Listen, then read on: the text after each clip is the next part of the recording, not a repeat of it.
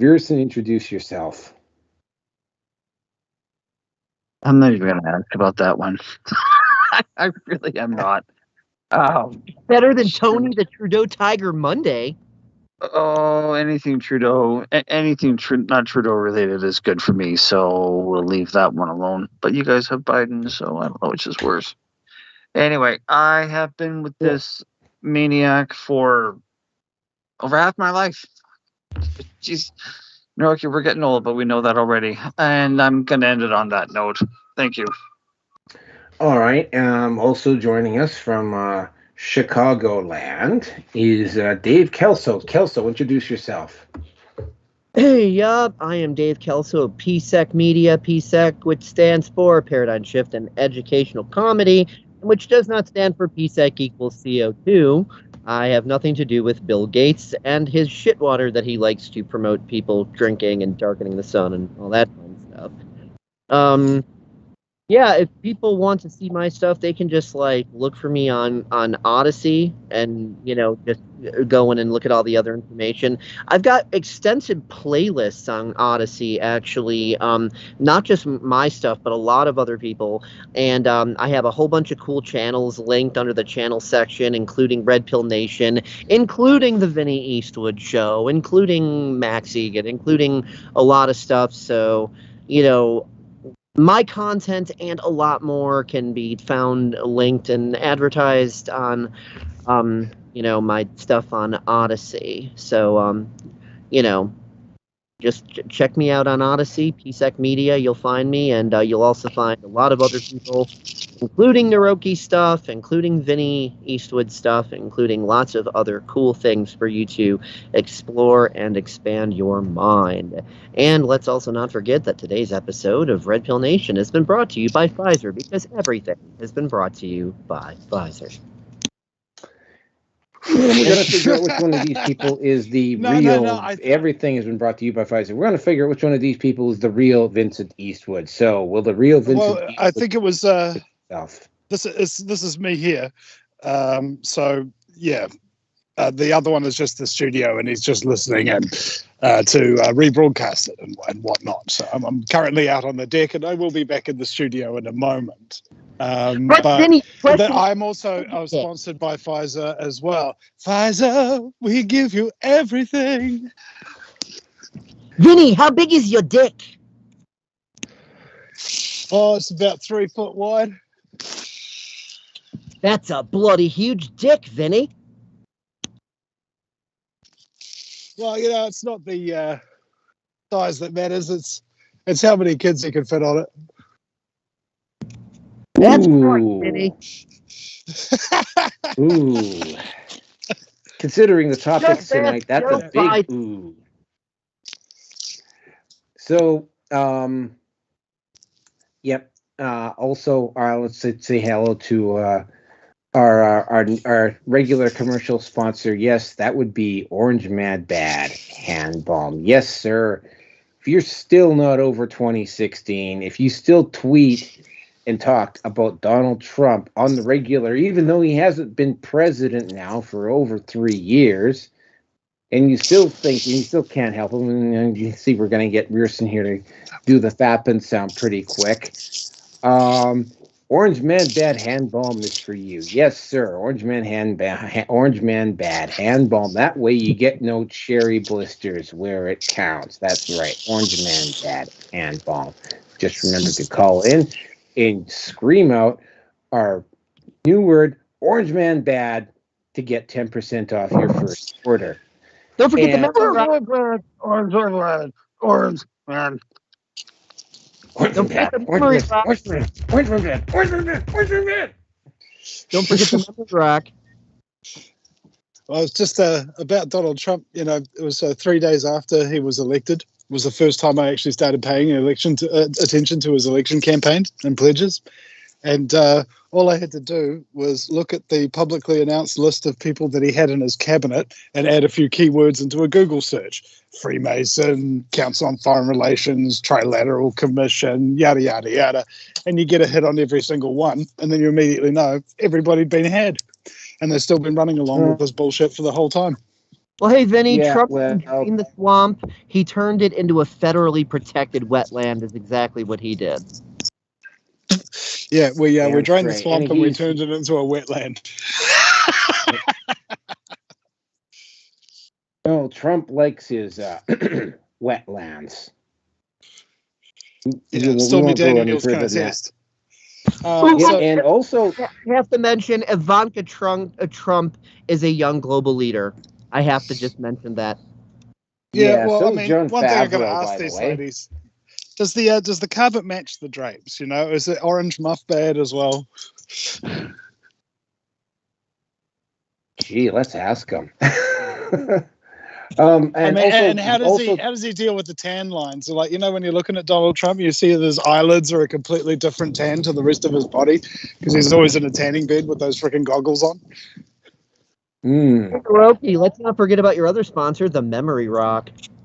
Oh yes, the memory rock. That's right, the memory rock. That's okay. If you keep forgetting something, it's just a rock with the word memory written on it. If you can't remember what you need to what you did, just take the memory rock, apply it to your head like so, and continue to do so until you actually remember or unconsciousness results, in which case it won't really matter. That's right, the memory rock. Oh, and our new sponsor tonight, and a new offer tonight, the Hunter Avalon book series. Yes, Hunter Avalon, otherwise known as Cucker Cry Alone, the complete and absolute sellout who was once very pro Gamergate, but then discovered pussy and completely sold out for it, only to have his now ex-wife get reamed out by two big black guys who were just friends. Well, now Hunter Avalon is completely free to write books. And of course, he has written some doozies that are going to be coming out very soon. And you want to place pre orders in? We're available for them. The first one is They Were Just Friends, the Hunter Alone marriage story. Book number 2, My Wife Does OnlyFans and does group sex. I'm Better Than You. And 3, a camel, a goddamn camel. And if you order now, you will get a free complimentary bottle of the Joe Biden female cologne. Yes, Joe Biden female cologne. Sniff your heart content from dusk to dawn. And a signed autographed picture of one of Carissa Avalon's OnlyFans pics, which she had while she was married to the smug and superior Hunter Avalon, who kept rubbing it in everyone's face, the fact that he was married and had kids, 2 members of the Manosphere, while his wife was getting reamed out by 2 black guys who were just friends. But anyway, let's get into this. He also enjoys the special edition Memory Rock Obama, where if you beat yourself in the head with a black man-shaped rock, it helps you to forget that you're going to regret all of your life's work. The man who tastes 1,000 dicks with every kiss. All right, so let's get it. So for those of you who don't know, I am at Patreon as Red Pill Nation. I am subscribed Stories and Rocky 5. Not at YouTube anymore. Screw YouTube. I'm sick and tired of their censorious bleep. But I am, however, at ODYSEE, BitChute, Rumble, and MGTOW TV. I can also be found, incredibly enough, at Facebook. Minds, Gab, MeWe, TLB Talks, and not Parlor, Getter, and communities.win, although I don't have an official group at communities.win. Looking forward when I get I keep talking about this. I keep saying I'm going to get my stuff done in podcast form, but I never seem to quite get around to it. It will happen at some point. But anyway, that's the places where I can be found. So the topics for tonight: number 1, International Cycling Union to ban transgender athletes from women's event. Number 2, woke Sound of Freedom hit piece writer at Bloomberg exposed as pedophile. Topic number 3, Barbie movie it's worse than you thought. Open misandry. Yeah, I might get into a bit of a long one there. Topic number 4, Jason Aldean's music video, Try This in a Small Town, gets pulled off country music television only to soar on the hit charts. Topic number 5, Carly Russell, fake kidnap scam exposed. She attempted to basically pull another Juicy Smollett. And topic number 6, Marjorie Taylor Greene exposes photos from Hunter Biden's laptop in Congress.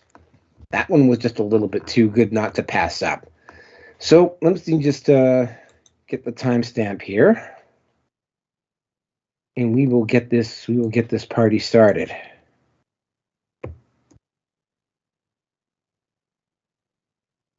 All right, topic number 1. Well, this had already affected one sport, but it's now moved over to cycling. Cycling is also another sport where males have a significant advantage over females in the area of leg strength and lung capacity. I can speak specifically about Canada. There was not, I don't think in cycling, but in indoor track cycling, there's one or maybe even 2 transgenders on the Canadian team that is probably going to be going to the Olympics in 4 years' time. Obviously, that's not going to happen now. The way the vote went down, and this should come as no surprise, most of the Western countries voted in favor of transgenders. Most of the third world countries didn't. Yes, I know, we're all severely shocked at that. You're probably going to see this in tracking. You're going to start seeing this in a lot of weightlifting, track and field, as these sports, because again, right, this whole allowing men to take away athletic opportunities from women is strictly a Western thing. Me and Rearson won't even get into that Finnish figure skater. That one was just absolutely. I know what you're talking comedy about. gold. Holy shit, that was just. Oh, That one was gold. It was absolute fucking comedy gold. Holy fuck. Go ahead. Hey, have you seen the video of that with the background music from the Titanic? And yes, it's also badly playing. It's on the video. Yep, it's on the art. We put the whole thing up at RPN. It's great. It's hilarious in the worst possible way.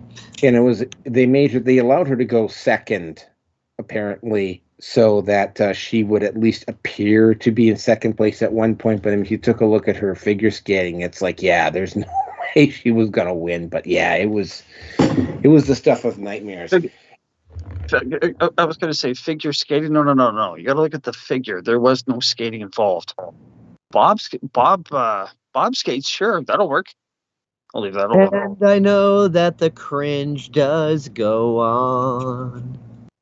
Yeah, all we're really doing right now is for a motorcycle rider to identify as a cyclist to win the Tour de France at some point. Because I mean that's given the insanity of what's going on in the West, that actually might happen at some point.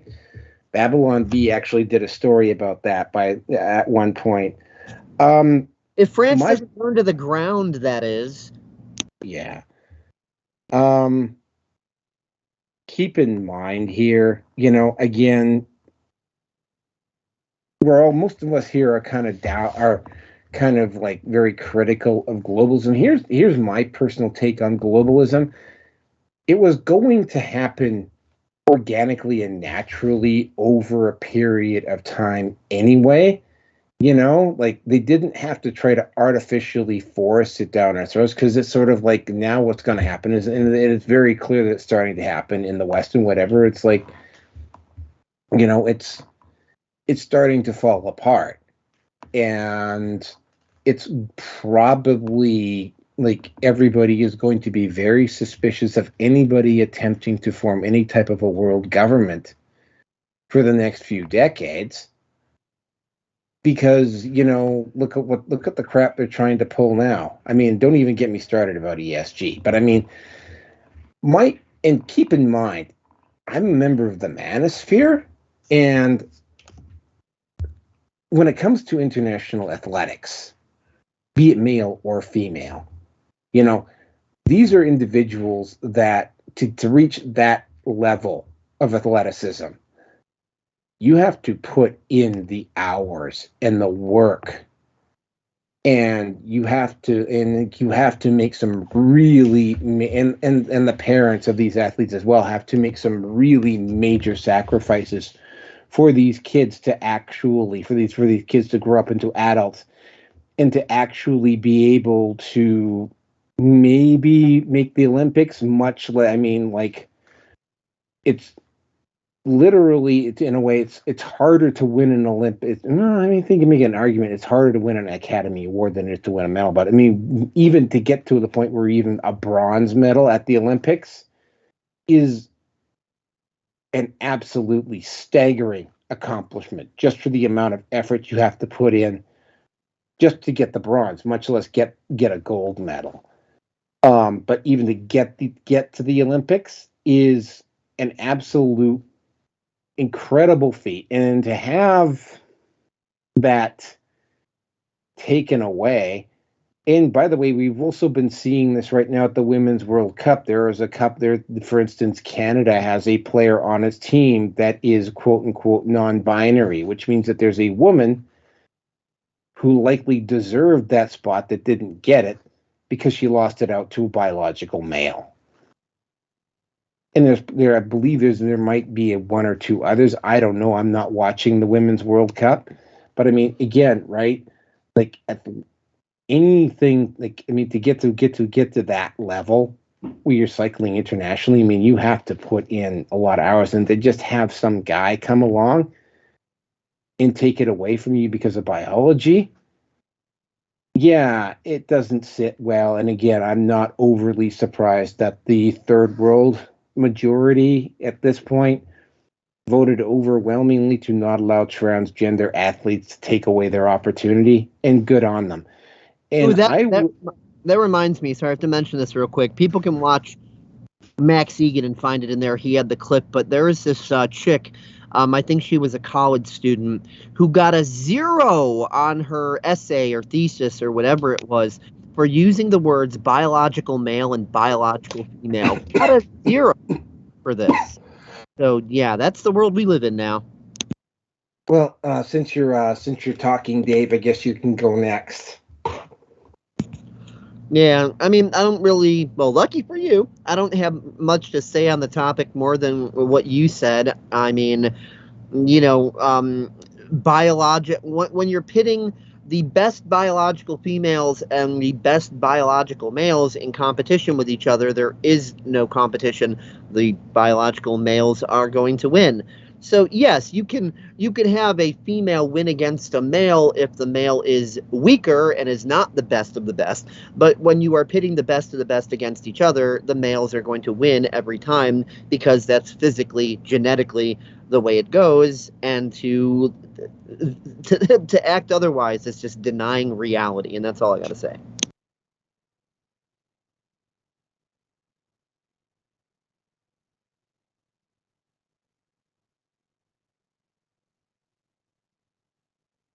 Vinny, you're up. Oh, I didn't realize that was my cue. Yeah, well, I understand the biology question and all of that kind of thing. I mean, the broader context is that if you've got a country with no real men, how is it going to stand up to an invasion against a country that does have real men? And people who are infighting with each other and getting freaked out all over the place about this, that, or the other, how are they ever going to coalesce and get together to combat an enormous threat against their entire population? Now, the answer is they wouldn't, because they'll be too busy infighting about all sorts of stuff, as I mentioned previously. So what this does is it distracts us from, the real issues. You say globalism and stuff like that, and just on the show earlier, these guys and saying this, it's all the Jews, and there's nothing to that argument, and I think we are a lot of the time looking at these issues like this is one prong of the attack of the enemy. And we're trying to convince everybody that a man is a man and a woman is a woman. Are we spinning our wheels? Are we wasting our frickin' time while these people actually have a plan to exterminate us? How much time do we need to devote to these issues? Out of a news segment. I might be going on another show in about 20 minutes as well, so I'm going to here for a short time, guys. And you'll have to forgive me. I'm incredibly distracted. My partner has been having a real hard time. I've been on radio a lot, and I've been walking around with this call on the cell phone and trying to tend to the baby and my partner at the same time while we're on here. So I'm a little bit distracted. You'll have to forgive me. Okay, thank you. Rearson. I guess this starts to change things, where the saying would be in Scotland, Australia, or New Zealand, where the men are men and the sheep are scared. Well, I suppose it could be in any of the three countries where the men we're not sure and the sheep are still scared. Who knows? It's a little more than obvious, unfortunately, that the third world countries are the ones that actually have, within the ruling class anyway, are the ones that have still some common sense. Not to say that present company included doesn't, but we're not the decision makers. Maybe the sheep are men and the men have too much estrogen in them? Well, I suppose it could be worse. I mean, we could be talking about Baldur's Gate 3, where a druid, bear shape shifting NPC can end up fucking literally the male character if you so choose to go that route. I'm not going to ask. Anyway, it's when it comes down to it being an international body, at this point, the first world countries are going to be outvoted. Like it or not, there might be more money. Well, obviously, there's going to be more money from the G20 countries, but I've got a very strong. I haven't looked at the numbers, and they probably are voting in that direction anyway. Where it'll be North America, Europe, Japan. Well, Japan maybe, I don't know, but. Most of the Western countries and maybe one or two of the other third world countries, but most of the third world, will definitely say no to something like this. Yeah. So, they're the ones that are fully behind it. They're the ones that are the problem with it all, or behind it, however you want to say it. And fine, more power to them. I'm pretty sure that my representative in Canada voted for supporting the transgenders being, or the trannies being able to compete across sexes. I assure you, though, I don't have TV, and I have less than a fuck to give for most sporting events at this point in time now. So don't care. I just don't care. And on that note, my friend, I'm done. All right. So that was a rather interesting topic.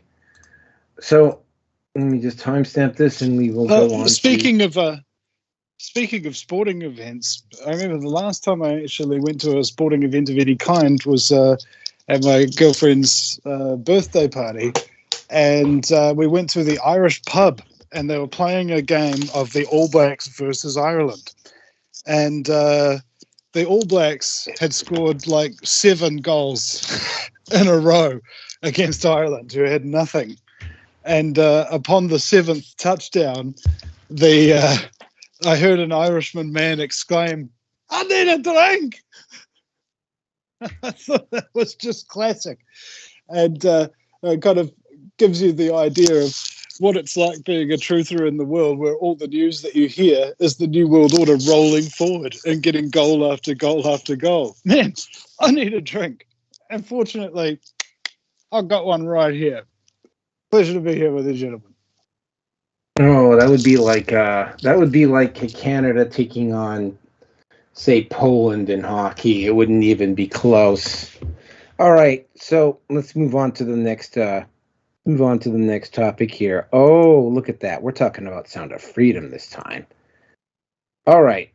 So, as we all know, audiences loved it. Critics hated it. LA Times, New York Times, a lot of major public newspaper publications even refused to cover Sound of Freedom.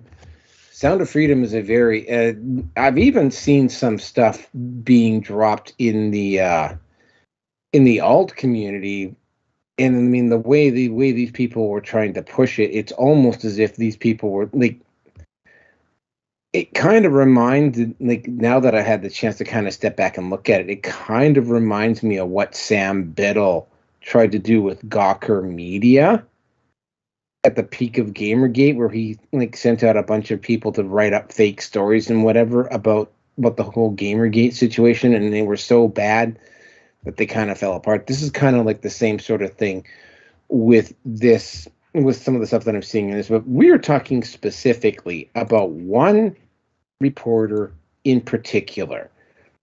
Now, I'm reading from Zero Hedge here, so you'll have to excuse me here. Meet Noah Berlatsky. He's your average liberal mainstream media news contributor. Ironically, Berlatsky's latest criticism of the drama focused on the grave yet glossed over issue of child trafficking, lambasted the movie with vitriolic form perpetuating dangerous tropes, whilst he himself turned to the truly tried trope of accusing the movie of packaging together various QAnon conspiracy theories. The one about Epstein Island, and again, I want to say this about this particular movie. This movie was shot before Epstein Island was exposed.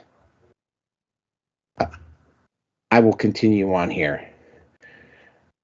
And being a movie made for alt-right boomers, there's just one problem. Berlatsky has a sordid history of advocating for the normalization of pedophilia.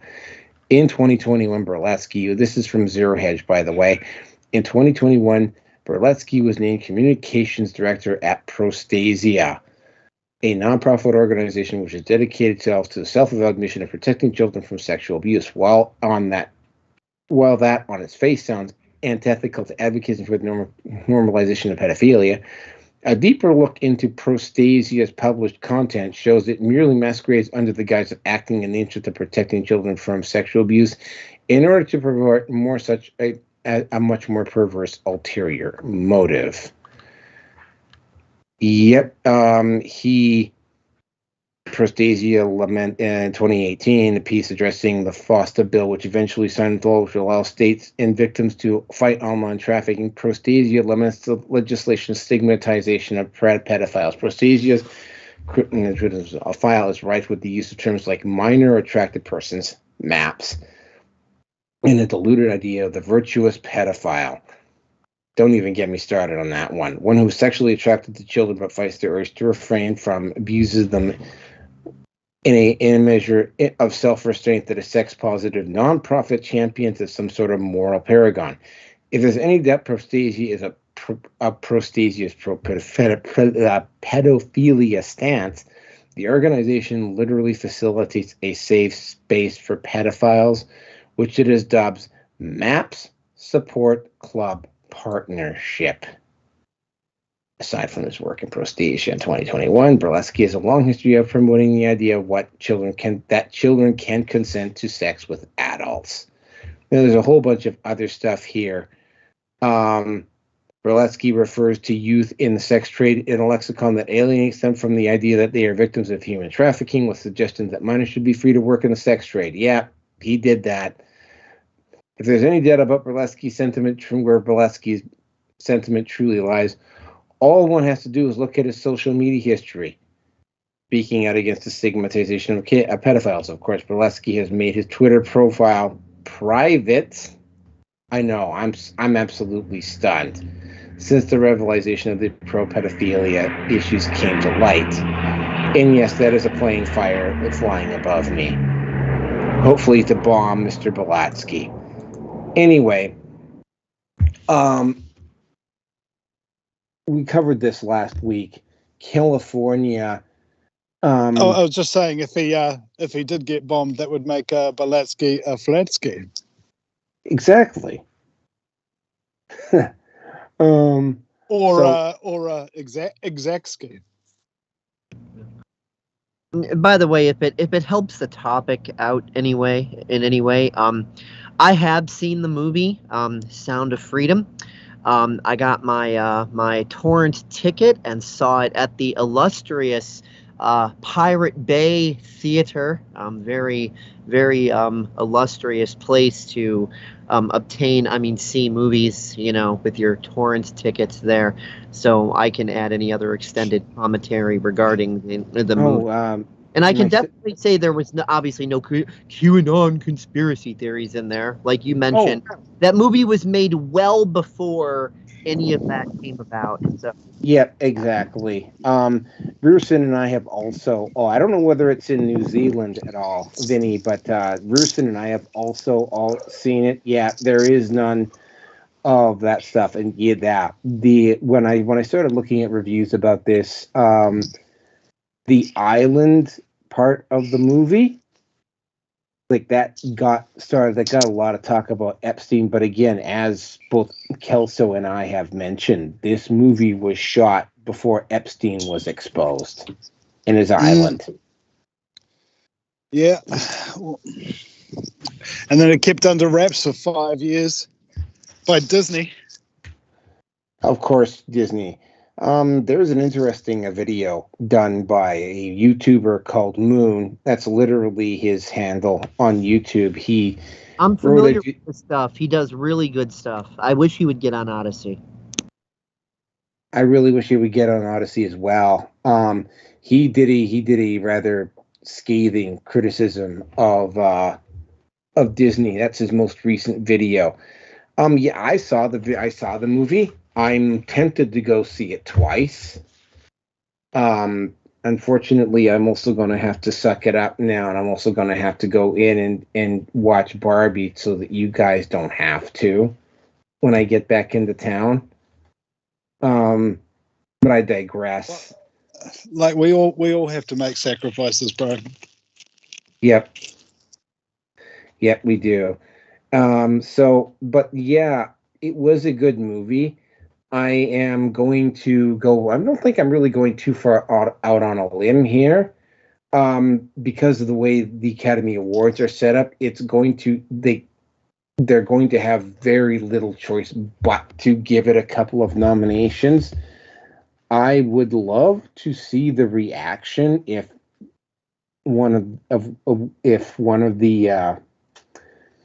if Sound of Freedom actually won one of the awards, because I don't think these guys are are fans of Hollywood anymore. But then again, given we talked about the writers and the actors strike on the last show, kind of curious as to what they would say, because I mean, the state of California literally passed a bill last week that actually protected child predators.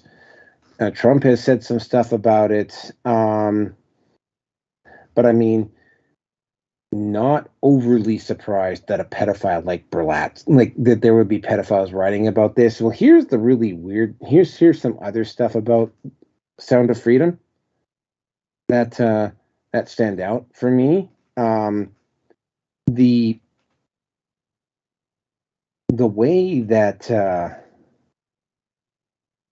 the way that everybody in the media has been doing everything they can to ignore. But I mean, but to put it all in proportion here. I mean, if Sound of Freedom had $140 million budget, it would be, proportionally speaking, it would have cleared over $1 billion if you multiplied everything by 10. And with that, I'm going to turn it over to Kelso. Looks like Vinny has left, so.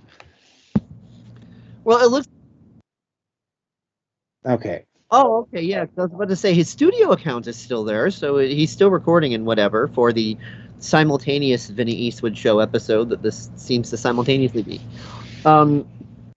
But yeah, I, via the illustrious Pirate Bay Theater on my torrent ticket, I've seen the movie, Sound of Freedom, and there is absolutely nothing in there that the left is accusing it of being, and whatever, and like my only like very, very minor gripe with it, just minor, is that they don't really blatantly point out, like, hey, the top of the whole human trafficking thing is governments, big corporation, and pedowood. It's like, oh, look at these Colombian cartels over here. So, obviously, if someone has half a brain enough, they're going to watch it and go, okay, there's other minor players in the bigger deal. And, oh, look, an island. That somehow sounds familiar, So anyone with half a brain is going to connect it, and it's going to, help propel them even more on their awakening process. As a matter of fact, one thing I've simultaneously been impressed and unimpressed by all at the same time is here in the United States, at least, and especially among conservatives, like, the awakening process of humanity is continuing to grow massively. But the problem is there's a difference between awakening and the being willing to do instead of sitting on your butt waiting to be saved by Trump or Jesus or whoever. So we still haven't really got into that, like, galvanized unity, non-compliance, goal posting to where no drunken Scotsmen or Irishmen are going, oh crap, as per Vinny's previous reference. But I am liking just how many normies are waking up more and more, and Sound of Freedom has definitely been a part of that. As I have, ranted on many, many times, and as the Declaration of Independence itself also states, the people will suffer any and all evils for as long as they are sufferable. So unfortunately for most people, they're going to have enough personal suffering and misery and see enough death to really go, wait a minute, maybe Trump isn't going to ride on a unicorn and save us. So maybe we have to take personal responsibility, stop bickering and infighting, and, put on our big boy and big girl pants and actually do things ourselves instead of waiting for saviors in a state of extended adolescence. But be that as it may, the Sound of Freedom is definitely a step in the right direction. It's interesting, however, that they didn't completely bury it forever. I don't even know how it was able to be seen in theaters or get around it all.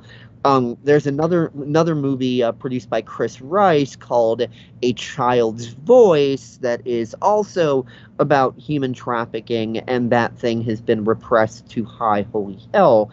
I have a copy of it, and but you can't just go get it. You have to know where to look, whether you're going to pirate it or whether you want to purchase a copy or whatever. You have to know where to look. It's very heavily suppressed. So seeing as A Child's Voice was heavily suppressed, and that was, I do believe, a 2017 or 2018 movie, I just find it interesting that Sound of Freedom was even able to make it into the theaters.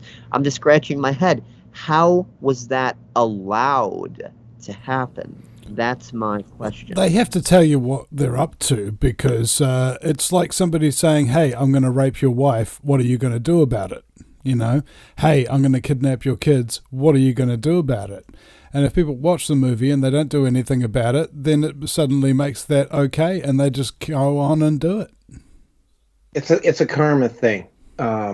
If they warn you ahead of time that they're going to do it, then it in some metaphysical way, what Vinny Eastwood was saying, it makes it okay.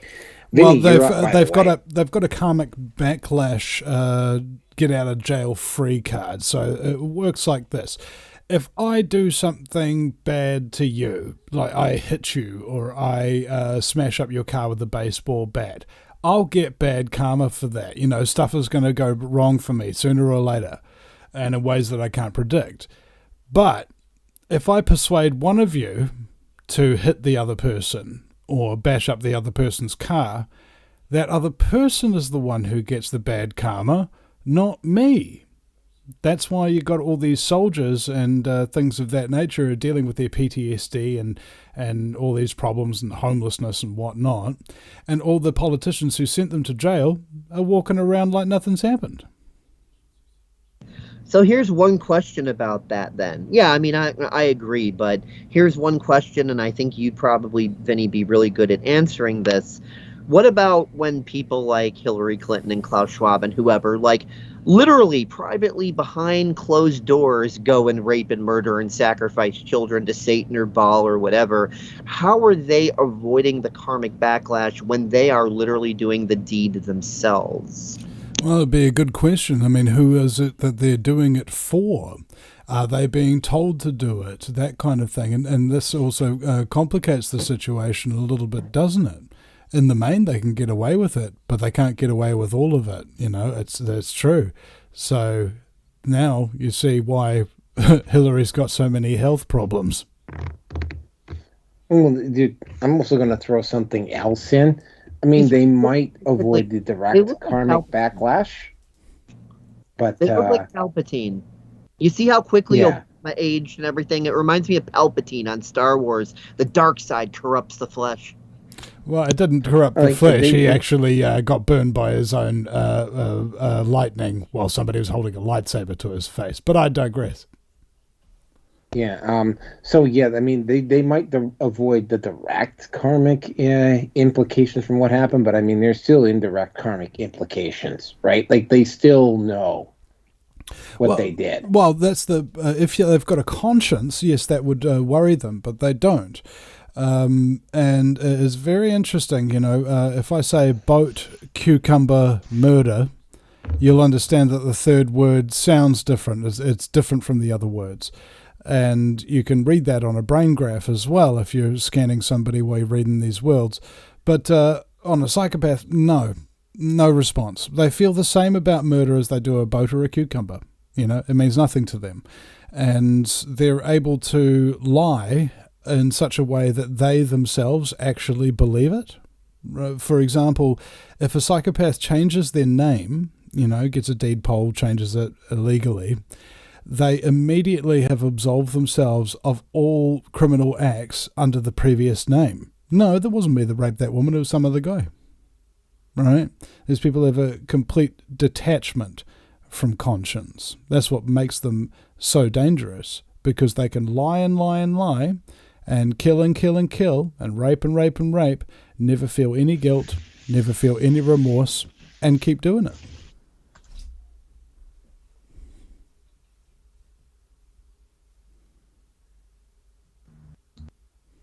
Bruce, I believe that is your cue. Unless you have anything more to say, Vincent. No, I'm good. Go ahead, Rearson. All right. I was going to say, with that awkward few seconds of silence, it's like, oh, I got to get ready. Okay. Well, when we first talked about Sound of Freedom, I can't remember if it was on your show or Jaffe's, or said it on both. Anyone, in my opinion, that is going to be against it, for whatever the reason is, at best, they're ignorant and indirectly are helping that dark side of life, shall we say. Could be somebody paid off, doesn't really know what else to do except, here you go. The editor says to the journalist or whatever they are, okay, you need to do a hit piece on, but you need to do a hit piece or you're fired, or something like that. It could be that severe. I don't know. And thank you for letting me know it's that individual. I couldn't remember his name, but he seemed to be a rather twisted fuck. My opinion of the worst side of it is that they're the ones that are perpetuating it. Now, has he actually have they found kiddie porn, or he's been distributing it at all, to your knowledge, Naruki? Well, no, he has been the spokesperson for said group, but he hasn't actually distributed it at all. Not that we're aware of. Let's at least acknowledge that. Let's just say not that we're aware of, but I mean, again, I'm actually kind of reminded of this one book that this one guest on Coast to Coast AM, oh God, that probably 20 odd years ago, apparently at one point, well, not apparently, this guy said it was the real thing. Interpol had a group together that was actually quite effective against pedophiles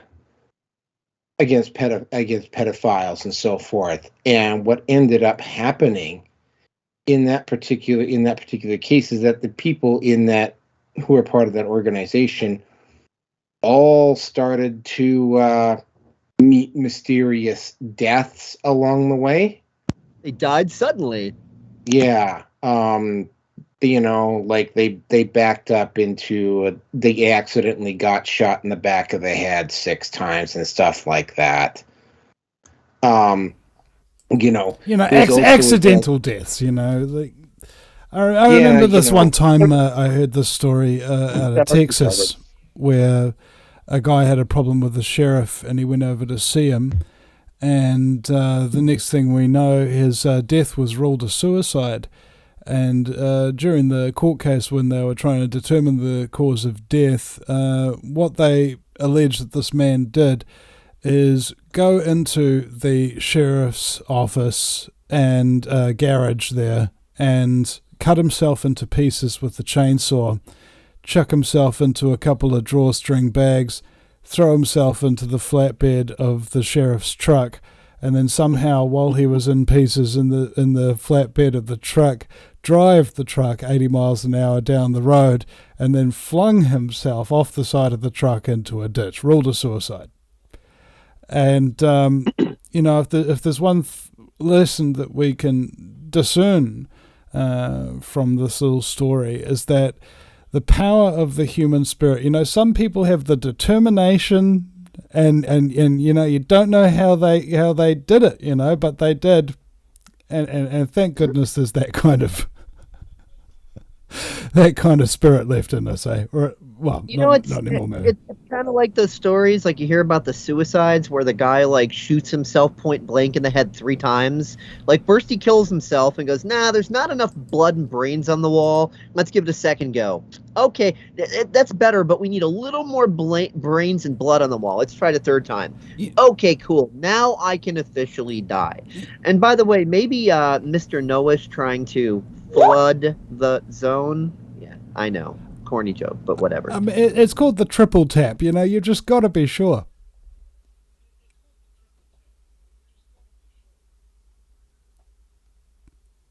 Anyway, as I was saying, not sure until you're event 201 sure. Shut up. As I was saying, people like this, we can't prove we don't have definitive proof. I would not be the least bit surprised of him having at least a terabyte, I'm sure, of stuff that maps enjoy. But have to wait until he's actually, I'm hoping not a matter of if, but when he'll be outed for highly likely being the new Sprouts of Woody, looking at little boys, maybe little girls, or raping them, or whatever. So, hey Steve, before I forget, The reason I hate the name pedophile is because it's too politically correct. Let's call them child rapists and child murderers. That is really getting to the point. And V just joined us. V, welcome. That was a hell of a time to come into the show. Yeah, pedophiles, man. There you go. The child rapists, the child murderers, the Epstein Islands. I'm going to mention one thing about this. I mean, the first guy that got shot by oh God, I can't remember the kid in Kenosha who shot that person defending himself. Kyle Rittenhouse. Oh, Rittenhouse. Yeah. Yeah. Okay, I'm just going to that say first guy was a pedophile, and he was given a pet name by the guy who played the Hulk. What, Lou Ferrigno? Oh, Ruffalo. Mark Ruffalo. You give him a pet name. Continue here, Rearson, and we'll let V, and then we'll move on to the next topic. Yeah. So my honest feeling is that if you're openly opposing it and you have, well, rather questionable James Gunn-ish kind of tweets or letters or articles that you've written, whatever, I'm sorry. It smells like shit. It's going to kind of look like shit. It's probably going to taste like shit. It's shit. So, beep, all yours. Not that I'm saying you're shit. Anyway, off to you. Yeah, you just like shoveling it my way. Which subject? I could get a bulldozer and bring it over, that's not a problem. Dump trucks, it's up to you. I mean, Back to the Future. All right, I'm trying to track here. What subject are we on? What number? Sound of Freedom. Number 2. File talking crap about it. Or sorry, child rapist, excuse me. Oh, yeah, well, I still haven't watched the movie, so there's not anything I can say on it. So we could definitely move on to the next topic. Oh, I've definitely seen it. I got my torrent ticket at the illustrious Pirate Bay movie theater. It was great. Oh, so it is torrentable. Okay. Well, then I'll go ahead and download it. All right, are we done on this one? This is an FBI standard message. Stealing from the internet is wrong.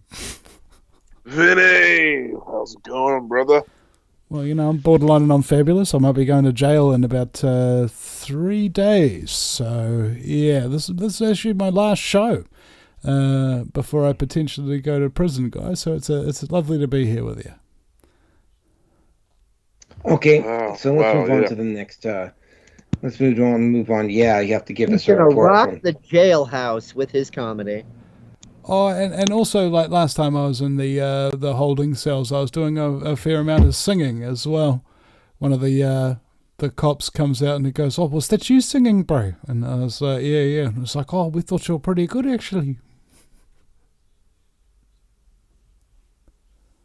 All right. Let's sorry, I don't. We like I say, I got to be at work at 6:00 in the morning here, so we have to keep this moving. All right, topic number 3.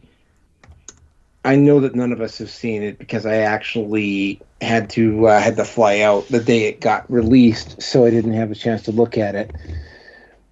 Now, we did cover the Barbie movie a couple of weeks earlier because Mattel apparently got upset with the marketers of this movie because they didn't want it being labeled as a feminist movie. Now, at the time, I didn't really. It was like, oh, okay. And keep in mind, Amy and I want all of you, like some of you will know who I'm talking about. Some of you don't. Amy Schumer walked away from this movie because it wasn't feminist enough. Now, and when I get into, and again, it's going to be hard for me to get into it all because I haven't seen the movie and I won't be able to see the movie until I get back into the city. They had so it was they changed the marketing scheme and people were just thinking that it was just going to be a comedy about a person, Margaret Robbie, playing a Barbie doll and in this Barbie doll world, and it ended up being something much, much, much worse. It ended up being it wasn't a feminist movie, but it was a feminist movie. But I mean, it was probably, and again, it's going to be hard for me to say this because I haven't actually seen the movie.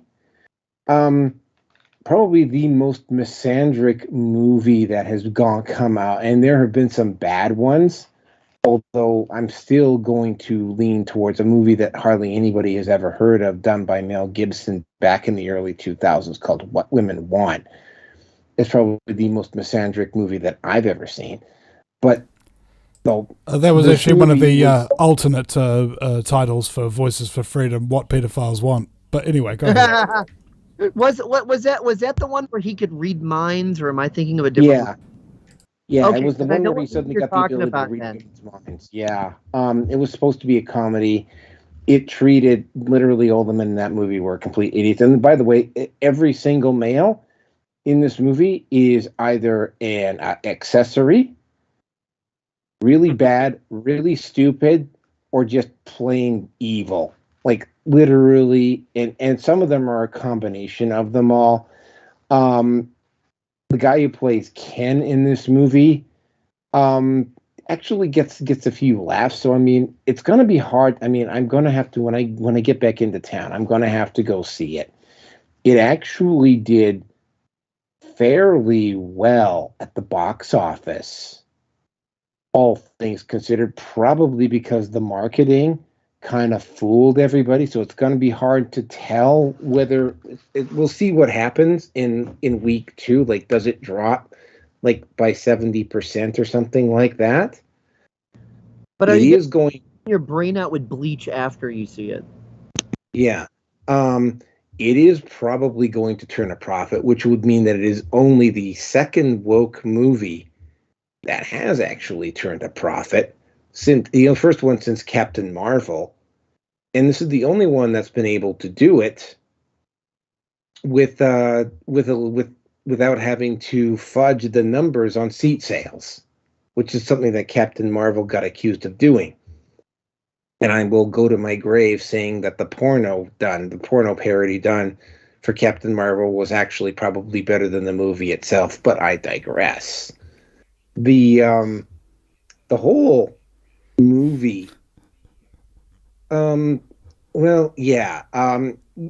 course, Monday, you saw all the feminists like blowing their horns and touting and celebrating and talking about how they own the patriarchy and all that sort of stuff. And when I'm thinking about the necessary moving parts that they had to do in order to make Barbie a successful movie. Well, first of all, the movie, I'm going to have to imagine, is probably, if you're able to look past all the misandry and just watch it as a regular movie, and I'm going to, when I get back into town, I will attempt to do that. The movie's probably it's probably somewhat entertaining. That's just me speculating. The second part is that, they won't be able, like, the stealth marketing worked because the movie itself is from a certain perspective is not all that bad. This is me talking. This is me speculating. The third part on this, though, is the thing, right? The acting, the set design, the characters, and everything else. Like, the chances of the woke crowd in Hollywood being able to pull off something like Barbie again would be like trying to catch lightning in a bottle. And my take up until yesterday, actually until this afternoon, was, well, you know what? We are in a culture war, and in a culture war, the bad guys do occasionally win one. Yeah. They are occasionally going. They don't win very many of them, but they do occasionally win one. Then I was listening. If your theory on Barbie is correct, then I think Marvel is definitely a good companion comparison there, Captain Marvel, because I saw Captain Marvel and I didn't think it was bad. It was just okay. It wasn't good. It certainly wasn't great. But, there wasn't anything about it to where I was wanting to put my fist through the screen or anything. But it was just kind of meh, So this Barbie movie could probably just be kind of meh, So made a little money, wasn't the greatest, but it's not going to proportionally. It's not going to make proportionally what Sound of Freedom made. Here's the other part on it, though. I was listening, and I don't know if you guys ever heard of these guys, the Lotus Eaters in Britain.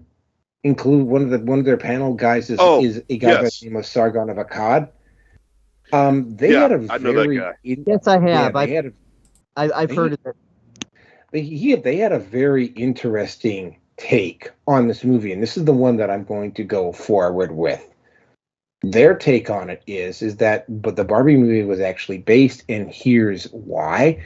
The movie was so blatantly hateful of men and so misandric that the movie, just because of the way the feminists are reacting to it and the left is reacting to it, and the total and absolute cluelessness about apparently random, again, I'm speculating because I haven't seen the movie, the rampant misandry and man-hating in the movie is probably the best advertisement for the need for a manosphere that has come along out of Hollywood, ever. You know what that reminds me of? That reminds me of with the new Velma series, and no, I haven't personally seen it, but there's this one video on YouTube. I'll send it over in a minute so you could include it in this in whatever. But it's called Velma Finally Gets What She Deserves, or something similarly worded. So it's you've got all these clips where Velma is just getting thrashed and trashed and put down and everything else, and it just goes to show that the series Velma is so terrible that even its own writers hate the show so much as to do this to the main character. The memes write themselves. Amen on that. Okay, we'll do Vinny, then V, and then Rearson. So, Vinny, you're up. Okay, guys. Well, I'm trying to promote my... well, I guess promote is the wrong word. Try and get some awareness around my arrest and now my potentially going to prison. Was arrested on August 18th, 2021 for violating lockdown by organising and attending a protest. And since then, we've been charged and been under bail conditions, including for up to 6 weeks it took us to get them removed. Not being able to leave the house, not being able to have a mobile-capable device, and not being able to access the internet, and also not being able to contact my co-accused, Billy TK, who was used to be the third preferred Prime Minister in a Colmar-Brunton poll during the 2020 election. And so he was arrested with me, and we've had to go through 2 years of court, and now we've finally been sentenced, myself to 3 months prison and Billy TK to 4 months prison for peacefully protesting in the middle of the city in broad daylight, and that's what we're facing right now, is a question about whether or not New Zealanders have any rights anymore. If the government can do that to us, then it means that you don't really have freedom of assembly. You don't really have freedom of speech, because the government can just say, no, you don't have it. And so this is the situation that we're in now. Either A, we're going to be sent to prison on Monday, and it's going to shock everybody and show everybody the tyranny that New Zealand has truly become. Or we're going to be let off, either entirely or with just a lighter sentence, and we may have bought New Zealanders their rights for a little while longer. And I want people to go to the change.org petition site, just search up Billy TK or Vinny Eastwood on change.org and sign that petition and share it out for us, please. And Billy's making a documentary about the whole scamdemic called River of Lies, the New Zealand Scamdemic, an investigative documentary, and that's available at riveroflies.co.nz for further publication. And, of course, on the 31st of July, 9 a.m. New Zealand Standard Time, I believe that'll be the 30th at about 4 p.m. Central Standard Time, we'll be heading into court, and hopefully people will be there to support us at the High Court, the Waterloo Quadrant in the centre of Auckland there, because we stood up for everybody's rights, and now we're asking for people to support us, as well as with legal fees. I've got over $6,000 in legal fees still to pay myself. Billy himself has accrued over $97,000 in legal fees, and he's paid off about 60 of it. So, yeah, any support that could be possible, you can donate to me at vinnyeastwood.com. That's Vinny with a Y, because it's the most important question. And Eastwood, go ahead, make my news. And Billy can be donated to if you just contact him by email, billy@ibc.net.nz. We'd much appreciate it. Thanks, guys.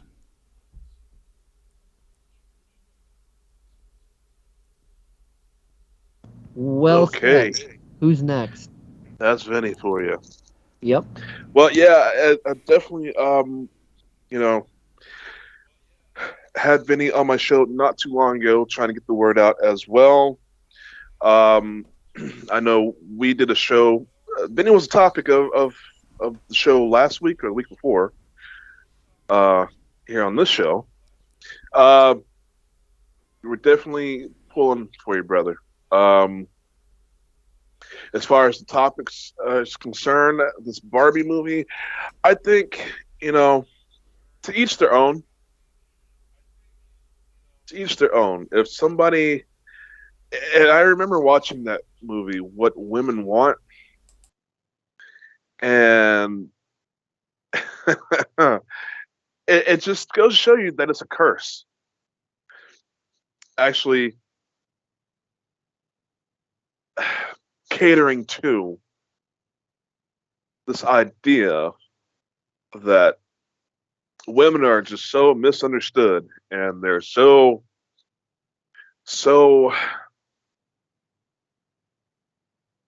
undervalued and things like that. It's a lot of garbage. That's hot garbage. Yeah, I was a kid when that movie came out, and I watched it, and I was like, yeah, I used to think I wanted to read minds, but no, I'm going to take the lesson from this movie and say I'm probably lucky that I can't read minds. Even though I have an extraordinary ability to read people, period. It's just one of those things. So this Barbie movie it's I don't know. It's not going to be a part of my world. It's not something I'm just going to go out and see. I'm not too concerned about it. But if it does have a political charged, forced message, and it is probably forced. I'm seeing way too much advertisement on YouTube and other places for this movie. So I don't know. I won't have any real opinion about it until I see the aftermath. With that, I will pass it on. We're sending off to you. Yeah, I was going to say, what do women want? Most of the time, they don't even fucking know. Anyway, Amen. Tell me I'm not wrong. They fucking don't. Anyway, I want. You're such a nice guy, but I want an asshole. And you've gone through the assholes. Now I want a nice guy. Yeah, with that big ass of yours, and you've been ran through how high off the ground. How many dicks have you had, and you're gonna get more than a scratch? Yeah. No, thanks. But don't you realize, Rearson, she's matured and she's growing up now, so she knows better. Yeah, and if we're gonna be looking at women like Gorlock the Destroyer, I'm a 10 when you walk. On the Richter scale, no thanks. I'm gonna have to. I mean, shit. Hey, Steve, would it be okay if, real briefly, it's a really quick Barbie audio parody? Like, if I could play that for the lulz, if it's okay with everybody. Oh, absolutely. Go ahead. Sure, go ahead, man. Okay, thank you. Gonna go for a ride? I gotta get it back to the beginning. Stupid audio player. Okay, here we go. Wow. Hiya, Garrett. Hi, Raul. You wanna go for a ride? On what? On this. Barbie's such a bitch. She is just a witch. I really hate her. Why does Ken date her? Ken is such a man. I do all I can. Just to do him. Yes. We just want to screw him. She's such a bitch. I'm gonna scratch her eyes out. I have dreamed about Ken being inside my den, and we hold and we kiss like we're sweethearts. But that Barbie's a slut with her cute little butt, and I guess Ken like boobs made of fake parts. And I cry every day, 'cause straight up that bitch is in my way. Ooh, Barbie is a bitch. She is just a witch. I really hate her. Why does Ken date her? Ken is such a man. I do all I can just to do him. We wanna screw him. When I see her, I will knee her. Ooh, ooh, ooh. I will punch her and I'll crunch her. Oh yes. Hey, Garrett. What, Raoul? Look who's over there. Well, if it isn't Barbie without Ken in that stupid California Dream van. Hey, Barbie, it's us. Come over here. Look. Right here, Missy. Take your little slut. You hooker. You bitch. Your eyes out. Sorry. Let's get the hell out of Wow. Oh, I have never liked that fucking song to begin with. Oh my God! I've had that MP3 file for decades now. Oh my God! Well, that's something for the petri dish of our memories. oh my God! Only you, Kelso. Only you. But that's fine. That's fine. Is it? I'm not. Now people are gonna be calling us crypto gays. Oh, because we hate Barbie. Damn bitch! I want to scratch your eyes out.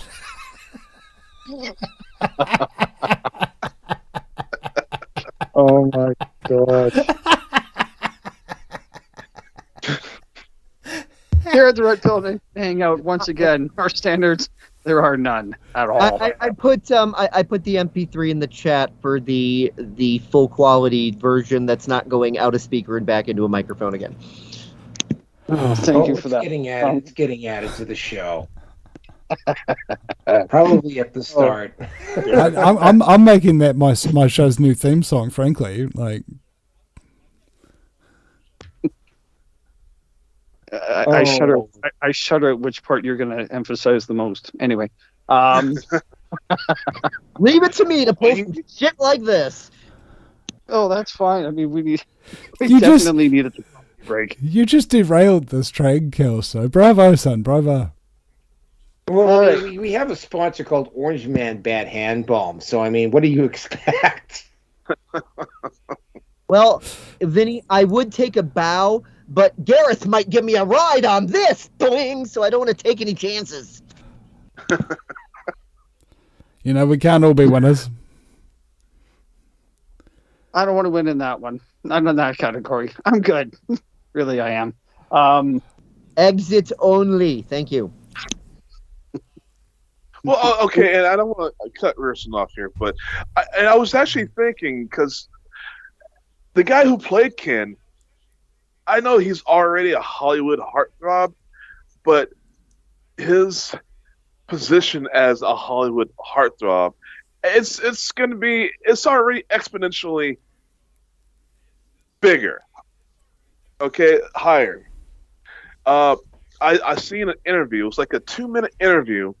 This little hot blonde chick is interviewing him, and the question was from her is, how do girls get themselves a Ken?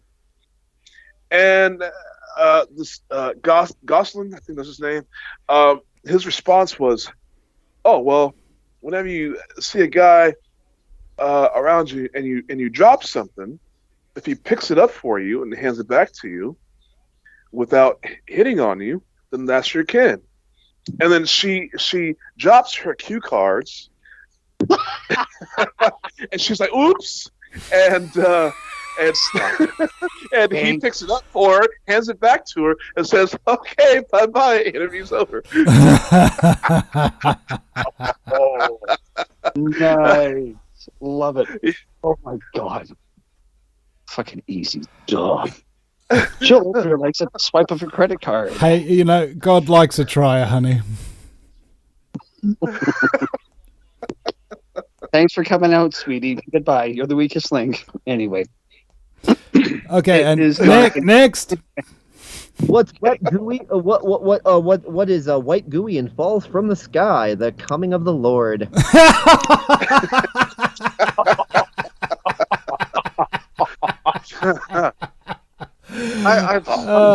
Sorry, what am I seeing here? Oh, look, is there monetization disappearing if we were actually trying for it? You know, it's like sometimes on a show you can actually hear the monetization disappearing. Yeah. It's like the crackling of a bonfire. It's like all your money going up in smoke. Well, for us, it was a case of we know we're not going to get it, so fuck it. Let's see what we can do. You know, you've got to not give a fuck if you want to have Kelso on your show. Like, money, who needs it? well, you know, if you definitely want to get slandered and have hit pieces written on you and lose monetization, all you need is me and Richard on the show, him with his very real AK that he's brandishing, and me with my authentic Nazi helmet doing the salute to the COVID Reich. That will do it for sure. You'll end up right at the top going, Vinny Eastwood, white supremacist, the proof is in. What topic is Jason Aldean? Because that's a perfect segue. I'm sorry, it just is. Oh, it is actually. Aldean is the next topic. This is the show for segues, after all. Oh, well, then let me just segue into Jason Aldean. But first of all, let me just put the timestamp on this because I don't want anybody who wants to listen to it for a certain topic get What lost you or need when you're anything doing like that time stamping is you need a gun stapler sound effect, you know? That would be a good idea. All right, so the next topic is the Jason Aldean. Oh my God! No, you want to talk about? I mean, Bud Light is made for a very specific audience. It is, and while I'm including Bud Light, is sort of like, you know, there's a certain crowd that listens to country music. I grew up. For instance, I grew up in a small northern Canadian town. Well, I won't say it was a city, but I mean, a lot of these people were like rednecks. You know, these people, they loved their country and Western music. And as a result, because I wanted to be a little bit more ordained and a little bit more sophisticated, I absolutely learned to hate country and Western music. I'm kind of developing a little bit more of a like of it as I get older. But I mean, country and Western, at least, I don't know if they've got a version of country and Western in New Zealand or not, but in North America, it's more or less like a south and a flyover state or flyover province kind of music. Hey, Naroki, you know what happens when you play country music backwards? You get your dog back, you get your car back, you get your wife back. Oh yeah, no, I used to taunt my stepdad with that all the time. And you got beer in the fridge. Bud Light, beer in the fridge. Something else, who knows? There you go. And your hound dog isn't quite so frustrated anymore. Ooh, now we're getting into bestiality here. Okay. Hound dog. That's when my hound dog started looking good to me. That's an actual line from Married with Children, by the way. Married with Children, the television show. children. Do do do do do do do do do. Exactly. So so yeah, and I mean it's like you would figure that the executives over at Country Music Television would have enough brains to understand that, like the song. And by the way, I have listened to the song multiple times now, and no way does it mention race. No way does it mention racism. And yeah, I'm actually, as I'm getting older, I'm starting to agree. And now that I'm working this job, I am gonna start some point in the next 2 or 3 years, I am gonna angle towards moving into a small town. Are small towns superior? Yes and no. I'm not going to say that people in small towns are better than people living in the city.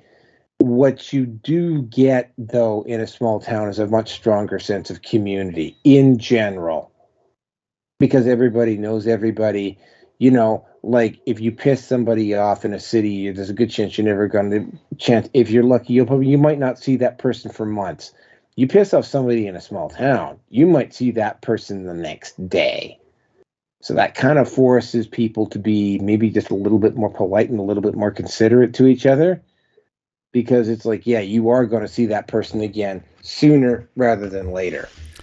And also, there's just nothing to do, and you can't like be offside with people, because they'll be the people who might have a party or something like that you won't get invited to. And if you get ostracized when you're living in a place where there is nobody ostensibly around, you're going to start to go nuts. Oh yeah, absolutely. So I mean, I'm not going to say that small towns are infinitely superior to big cities. What is the case, though, is that by and large, especially what's happened in North America, is that those riots that took place back in 2020, they were all happening in cities. When they tried taking this stuff to small towns, bad things happened. Like they would show up, and there would be a group of people at the city limits carrying shotguns or clubs and like saying, "Yeah, you try doing what you just did in the big city over there here, you're going to get walloped." And there was like one case, somebody was commenting on this about how Antifa showed up in their town. And what literally happened is they had a walkthrough. They let them protest. But what they did is that while they were protesting on one side of the street, the townspeople, armed, by the way, because it was North America, had various weapons out, were like literally daring them to try something. I think that was in Oregon, if I recall correctly. It might have been, but anyway, yeah. And of course, right, gossip mills in small towns are just hideous. At the same time, though, certain types of crime, certain other issues that you have to deal with in a city that you have to deal with in a city, you don't have to deal with in a small town, right? So, I mean, it's a trade-off. I, for one, just don't feel like getting stuck in a city where I basically won't be allowed to own a car and may be forced to eat the bugs in my confined little 15-minute city space, because the city that I currently live in, Edmonton, is the first place in North America that they decided to ramp up the 15-minute city concept. I digress, though. It's true, though. You didn't see these riots getting spread to small towns.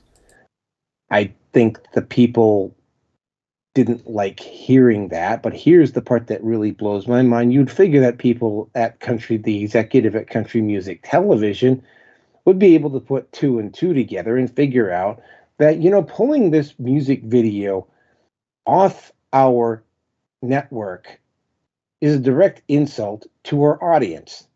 But you know what? They went ahead and did it anyway. Now, apparently they are, because of how badly it's backfired on them, they're apparently letting an edited version on the air at some point, although I don't know what they chose to edit out. But I mean, the accusations of racism and all of that other stuff, that's just not there. Cheryl Crow's take in particular was just so stunned stupid it left me dizzy. And again, right, I've got enough experience with small towns to know that they're not perfect. But given the current environment that we're in, they're probably a better alternative than living in the cities in your tiny little cubicle with your tiny little carbon allowance, not being allowed to eat hamburgers and basically more or less being forced to eat the bugs and potentially maybe even being chipped and basically losing all of your sovereign rights, which is kind of the direction of where things are going right now. A lot easier to gain a degree of autonomy in a small town if you're willing to work for it. And with that, I'm going to turn it over to Dave Kelso. Well, I did notice that Antipa's solution to the small town problem was to set forest fires.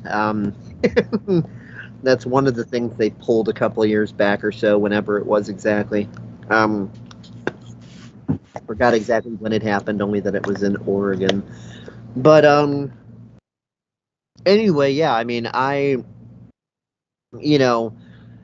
do love it out in nature, and if I had the ability to at the moment, I would definitely go do something similar. And ultimately, as things progress in my life, I think eventually I am destined towards that direction at some point.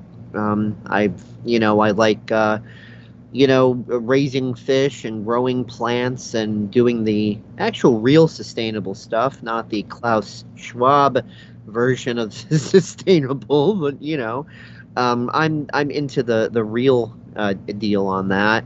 And I don't have a big property, but I do what I can. I got some raspberry bushes and a grapevine and, growing some tomatoes and this and that. It's not enough to really sustain, but, at least it's one less thing to buy at the store or whatever. But yeah, I pretty much agree with what you're saying. And as far as like the whole song being pulled and whatever, I don't really know enough about that to comment on that specifically. So all I could do is comment on what you said, which I just did. So, Vinny, take it away. I mean, I'm not entirely sure what the exact subject matter is here. I mean, I'm kind of, in a sort of a world of my own here. Can somebody please refresh me? Okay, yeah, I guess this is a strictly North American thing. Antifa, you're talking about, it's not just Antifa. Jason Aldean is a country western singer. I guess they don't have country western in much country western in New Zealand. He came out with the song called "Try It in a Small Town." Country music television, who should damn well know what their audience is, pulled the video after leftists started screaming bloody murder, which caused the music video and the song to actually soar to the top of the country music listings, despite what country music television did. Here's the thing: country music television knows what their audience is like. They know it's mostly flyover state people. And they went ahead and did this anyway, like it was actually going to have an effect. Instead, it basically Streisand affected the song. And apparently there's going to be a re-edited, they are having to admit defeat, and there's been some negotiations, and Aldean is going to be allowing an edited version on the show. But again, right, the left has been basically making a bunch of claims about this video and just hoping that nobody fact checks in any form or fashion. I mean, they're doing the same thing with everything, really, isn't it? You can't do anything. Pretty much, yeah. You can't do anything that's involving truth or freedom or common decency or something of that nature without the left making a big stink about it, which just shows you what they're really opposed to. And how long are they going to keep this little monkey train going? I think, a lot of people are getting sick of it to the point where they might be pulling out shotguns and preventing them from coming into their towns and things of that nature. But, there's another generation coming out of school now, and another generation after that who will know nothing but the woke agenda. And they will literally look at people who speak anything like we do, like a devout Christian would see the manifestation of a demon in front of them. You know, just sheer aggression and terror and save me, Karl Marx. You know, the power of Lenin compels you, and try to basically vanquish us. You know, and that's scary because they've confiscated the guns from a lot of people in New Zealand, and a lot of these woke leftist agenda pushing puppets in Parliament are the ones who have armed all the police and the military and trained them to take us out. The public, the general public, they've trained to take us out if we try and stand up. So it's a really a terrifying situation when you really think about it. But we need to count the small wins where we can. And let's not forget the Barbara Streisand effect, whereby once upon a time, Barbara Streisand had a photo taken of her house in Malibu or something. And it became big news, not because it was a photo of her house, but because she sued the person and the magazine who published it. And then suddenly, the next day, there were like a bunch of helicopters taking photos of her house afterwards. What is she hiding? Right? And so that's the gambit that a lot of these left woke people actually take sometimes, is they try to cover things up, and in the process they blow it out to everybody. And, you know, that's the way the cookie crumbles. Over to you. V. Mm-hmm. Yes, well, first off, a little factoid. 80% of people who commit suicide in the United States listen to country music before they died. I mean, not like directly, but they were country music listeners, fans of country music. Yeah, 80%. So it's a little factoid right there. Oh yeah, it's an uplifting form of music, which is why I definitely can't stand it. But I mean, it's more the thing, like maybe country music is just that bad that you would rather kill yourself than continue listening to it.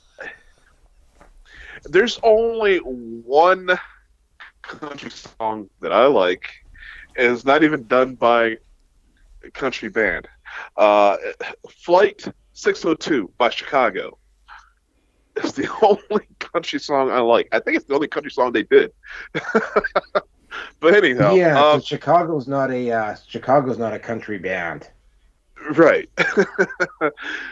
So, you know, Agenda 21. One of those agendas was having people move into major cities.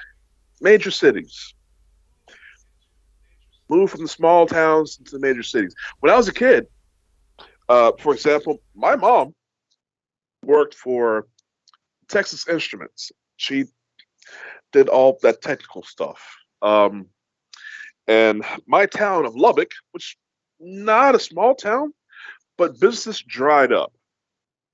And all the tech companies moved from there to Austin.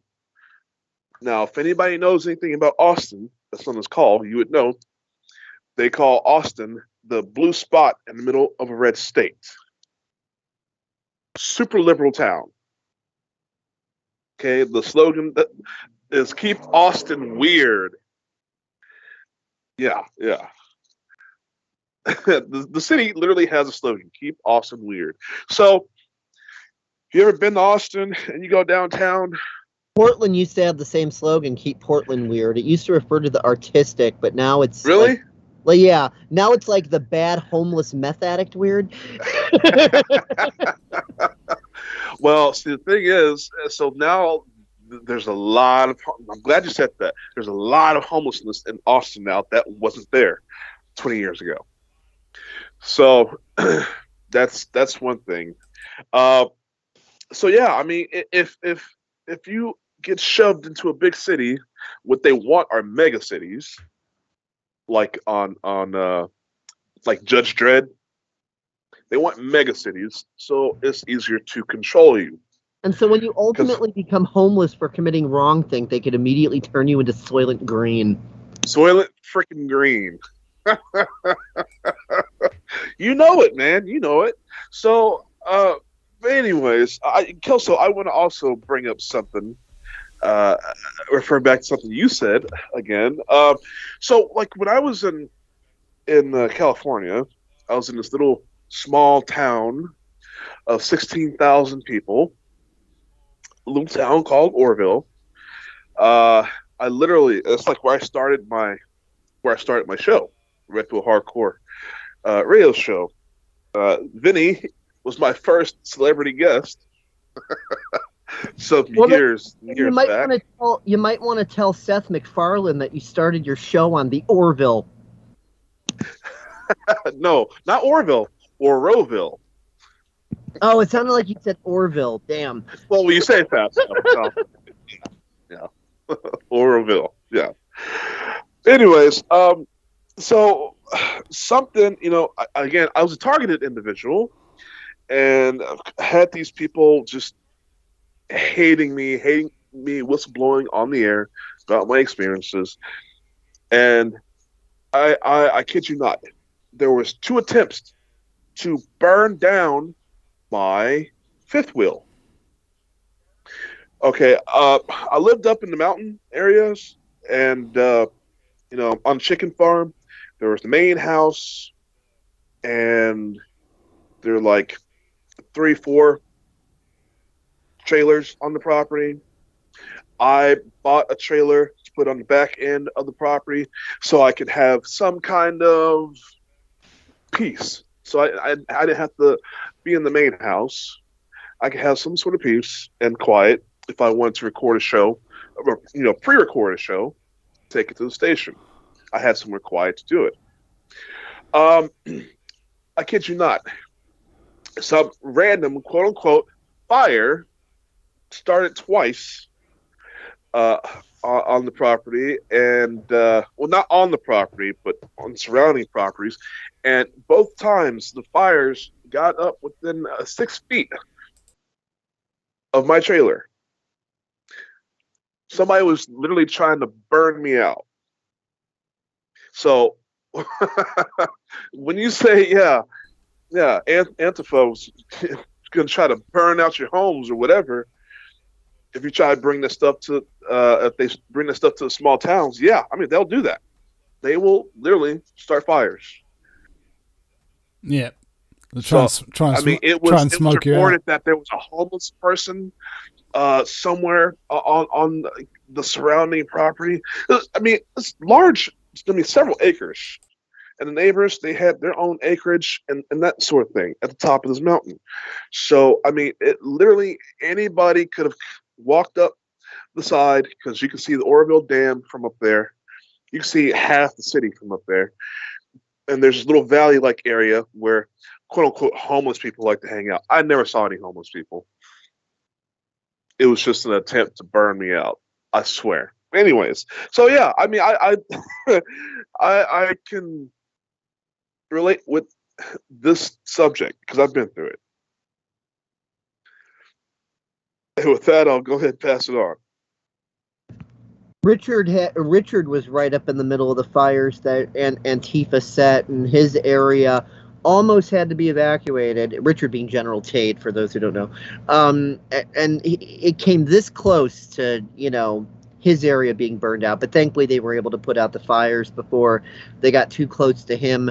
But there's, he got some video of it, and that is online on his ODYSEE channel and on mine, and crazy stuff. Richard was right in the middle of that Antifa fiasco.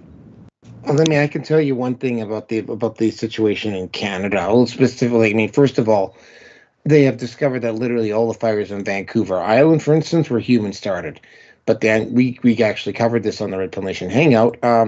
Daniel Smith has ordered an investigation to the number of simultaneous fires that started across the country, but specifically in Alberta. She's investigating the Alberta ones. But a lot of the fires in Canada this year all seem to mysteriously start all around the same time. But Naroki, humans can't start fires. That's a conspiracy theory. All the coincidence theorists have told me so. Exactly. Hey, fires well, I mean, don't I kill can tell people. People kill people.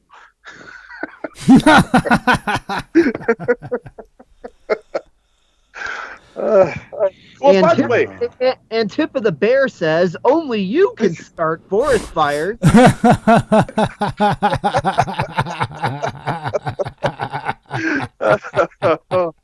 by the way, who watches country music television? I mean, isn't that like that's a cable channel, right? Who has cable anymore? I don't know, man. Well, I mean, it's just reminded me of a T-shirt that I saw where it had Jacinda Ardern's face and a tree and then a road. Well, do you get it? I'm telling you, Speaking of Jacinda Ardern's face and trees, remember that time I did up that image with Jacinda Ardern being crucified when you suggested crucifixion? You know, crucifixion's too good for her. 2001, when Speed Runner internet came out, that was in the cable TV for me. Internet totally trumps cable TV. So I didn't know that was a thing anymore. Especially back then, cable TV, when I last had it, 1,000 channels. Yeah, but after you go past 100, the next 900 channels are a repeat of the first 100.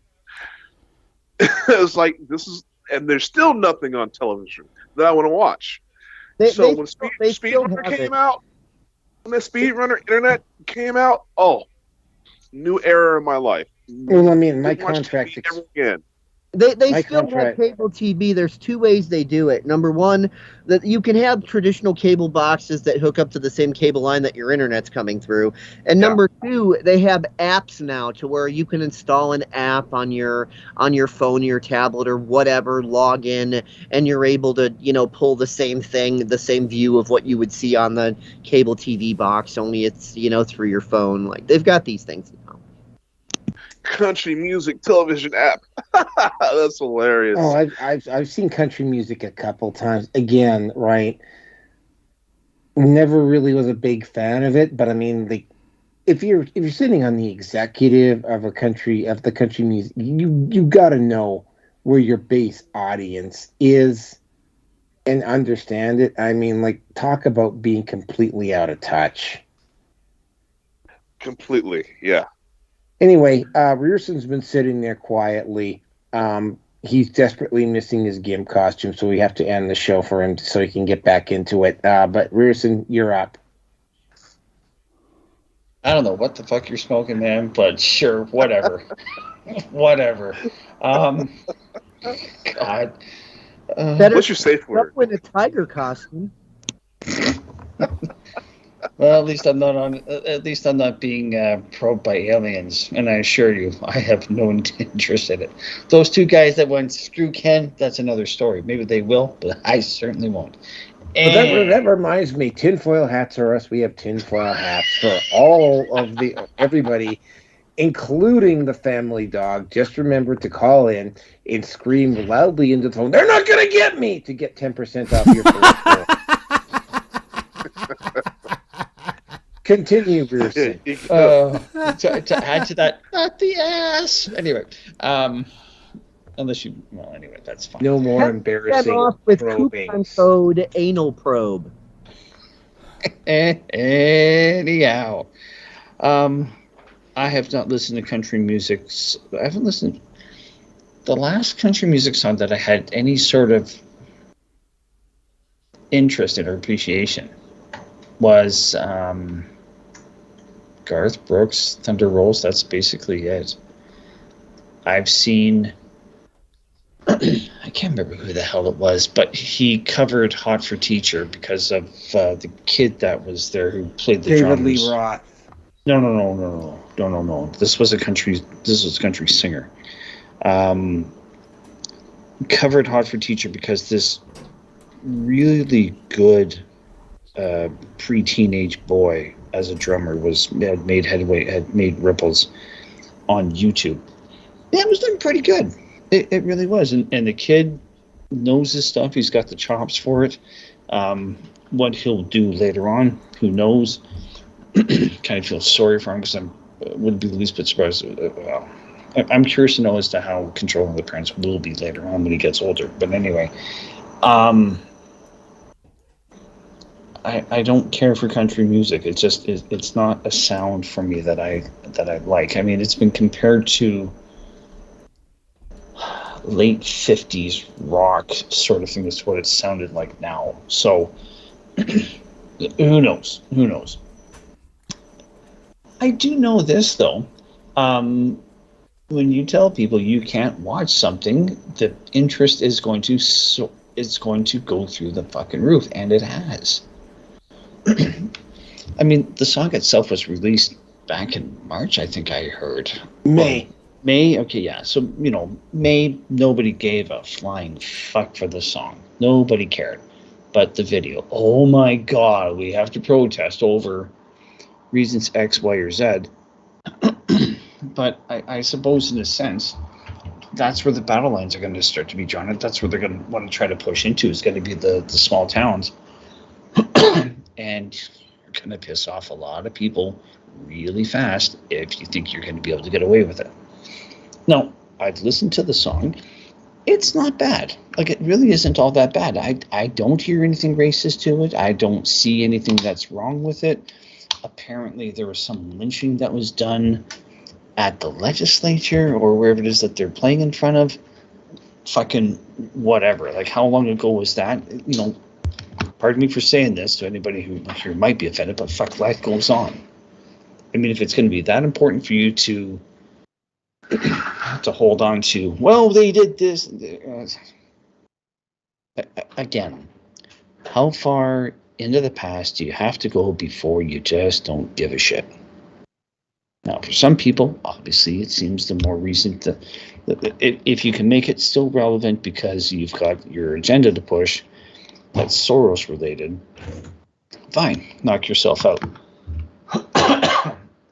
What's been interesting now is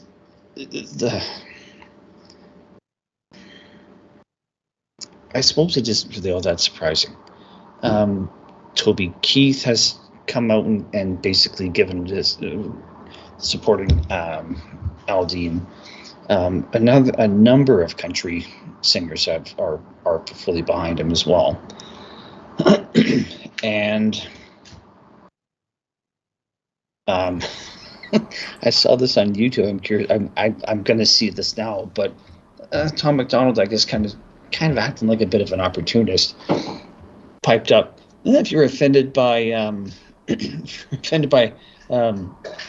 Aldean's song, just waiting to see what I have to coming out on Friday. So I'm fucking waiting to see what he has, what shit he's gonna pull now. So, but maybe this is going to be, maybe this will be where the conservatives are going to start to find the reason to basically step up and start to say no to a lot of things. I don't know. I mean, possibly. As Kelso has pointed out, though, is that, yeah, they're going to stand up, and quite likely they're going to pray for someone to vote into office to save them, and maybe we'll eventually realize that that's not going to work. When that'll happen, no clue, but we'll see. I'd have to say that overall the song it's good, but I don't see it being, well, the video at least anyway, but I don't see what the issue is. But then again,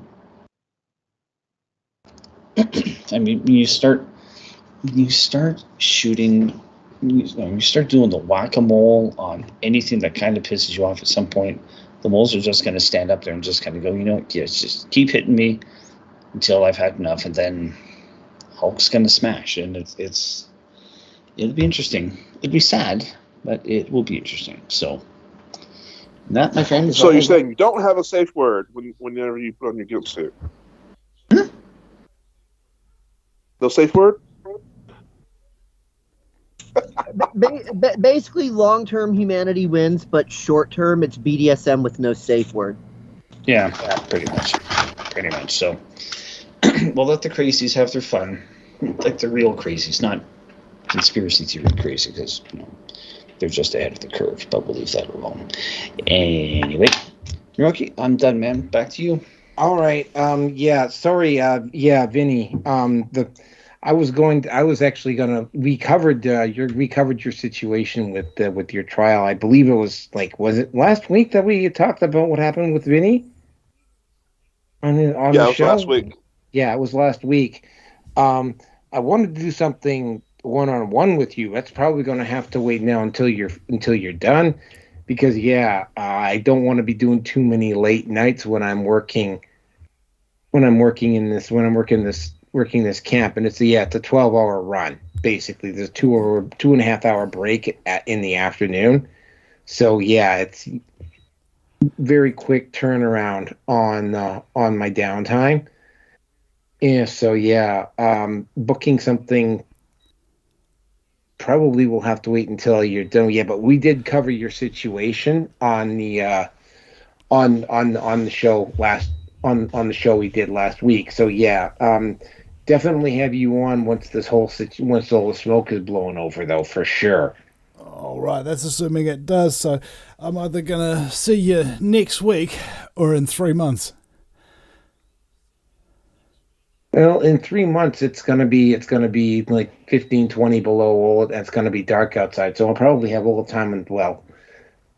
4 weeks on in, 2 weeks out. So I mean, when I'm in my 2 weeks downtime, I'll have plenty of time to do stuff. It will be the time of the season. Thank you so much for having me tonight, guys. This is my last show before going to court. So thanks for spending it with me. Well, no problem. I'm glad to have you aboard. Unless you want to do something with me before then on the air sometime or whatever, but otherwise, last one then if that's not an option. Yeah, I'm afraid I can't. I have a promise to Rebecca to keep. I understand. Because she's got to prepare for prison just as much as I do, and there's lots of stuff done around the house, and I can't do shows and get stuff done around the house. It's just one of those things. I feel you. All right, so let's move on with the next topic here, and this one is really interesting because I'm gonna have to leave you now, guys, as well. So I'm so sorry about that, but thanks so much for having me. Oh yeah, hey, it's good talking to you, Vinny. Good talking. To find an avatar for you here, Vinny, so I can add you in. We will see you hopefully sooner rather than later. Best of luck to you, man. Cheers, guys. See you later. Yeah, later. Have a good one.